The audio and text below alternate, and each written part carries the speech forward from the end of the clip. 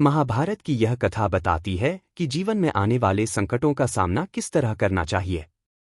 बहुत अधिक क्रोध करने का क्या परिणाम होता है और मनुष्य किस वजह से समस्याओं से हारता है। बात द्वापर युग की है। महाभारत का युद्ध होने में अभी कुछ समय था। कृष्ण अर्जुन इसी तैयारी में जुटे हुए थे। एक बार इसी सिलसिले में कृष्ण अर्जुन और भीम कहीं जा रहे थे। रास्ते में घना जंगल पड़ा और उसे पार करते करते रात हो गई।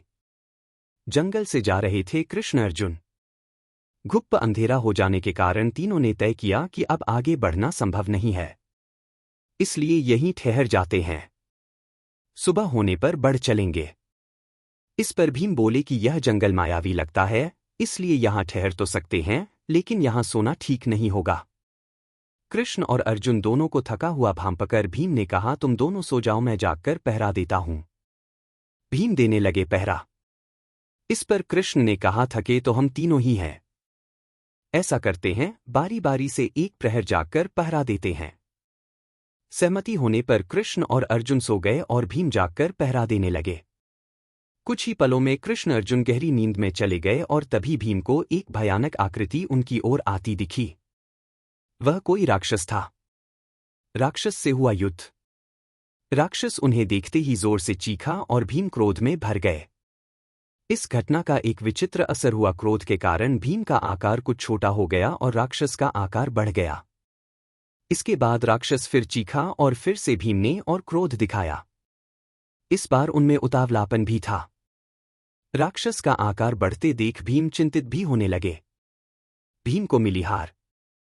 इसके बाद दोनों में युद्ध होने लगा, लेकिन भीमकाय भीम राक्षस के सामने छोटे होने लगे और राक्षस का आकार बड़ा होने लगा। एक पहर तक लगातार युद्ध हुआ और अर्जुन के जागने का समय हुआ। इतने में राक्षस ने जोर का मुक्का मारा और भीम आधी मूर्छा में चले गए। अर्जुन को उठता देखकर राक्षस भाग गया। अर्जुन ने सोचा भीम नींद में है। भीम ने भी कुछ नहीं बताया।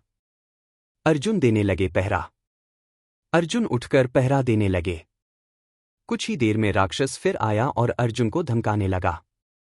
पहले से विशालकाय राक्षस के अचानक आ धमकने से अर्जुन क्रोध और भय दोनों से भर उठे। दोनों में युद्ध हुआ, लेकिन राक्षस के प्रति अधिक चिंता और उतावलेपन के कारण अर्जुन उसके सामने हल्के पड़ने लगे। जितना वह क्रोध करते राक्षस बड़ा होता जाता था। अर्जुन की सारी विद्याएं धरी की धरी रह गईं। अर्जुन का राक्षस से हुआ युद्ध। अब राक्षस ने आकार बढ़ाया और अर्जुन को उठाकर पटक दिया। इतने में कृष्ण के उठने का समय हो गया। राक्षस फिर से भाग गया। अब कृष्ण पहरा देने लगे। कुछ देर बाद वही राक्षस उनके सामने आया और जोर से चीखा। कृष्ण पर भी राक्षस ने किया हमला।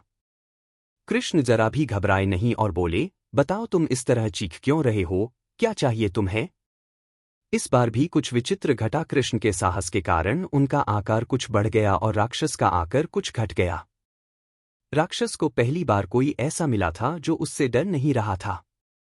घबराहट में वह पुनः कृष्ण पर जोर से चीखा। कृष्ण ने किया राक्षस का सामना। इस बार भी कृष्ण नहीं डरे और उनका आकार और भी बड़ा हो गया, जबकि राक्षस पहले से भी छोटा हो गया। एक आखिरी कोशिश में राक्षस पूरी ताकत से चीखा, पर कृष्ण मुस्कुरा उठे और फिर से बोले, बताओ तो क्या चाहिए तुम्हें? इस तरह हंसकर और प्यार से बात करने पर राक्षस तिलचट्टे के आकार जितना हो गया। कृष्ण ने उसे हथेली में लेकर अपनी धोती में बांध लिया और फिर कमर में खोस कर रख लिया। सुबह अर्जुन ने बताई रात की घटना। कुछ ही देर में सुबह हो गई। कृष्ण ने भीम अर्जुन को चलने के लिए उठाया और आगे बढ़ने के लिए कहा। वे धीरे धीरे आगे बढ़ने लगे। इस पर अर्जुन ने संकोच करते हुए रात की पूरी घटना बताई। कृष्ण तो सब जानते ही थे। उन्होंने भीम की ओर देखा। लज्जित हुए भीम से कुछ कहते नहीं बन रहा था। इस पर कृष्ण ने मुस्कराकर अपनी कमर में बंधे उसी राक्षस को निकाला और दिखाया।